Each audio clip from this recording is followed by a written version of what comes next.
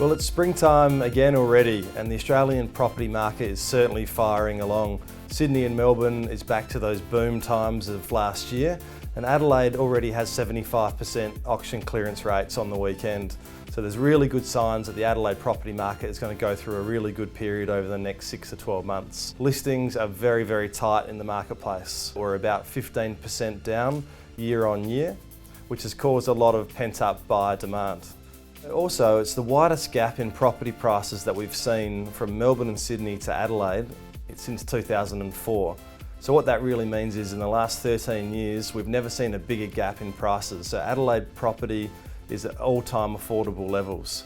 And we've definitely seen that with Sydney and Melbourne buyer advocates coming over and buying up properties, particularly in that $400,000 to $700,000 range. We wish Bronte Manuel and Michael Fenn all the best in taking on the rest of Australia and the New Zealand auctioneers, which will be hardly fought, and I'm sure that Michael and Bronte will do us proud over there in the Northern Territory.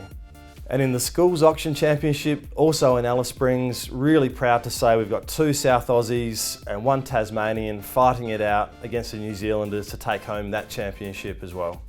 And in advocacy issues with REISA, the Commercial and Tenancies Act is trying to be tinkered with by the state government at the moment, which in effect will cause a let-out clause out of all 5-year leases at any time if that business isn't travelling financially very well. Virtually, that would leave commercial agents and people that own commercial property left out in the dark to any certainty of their leases.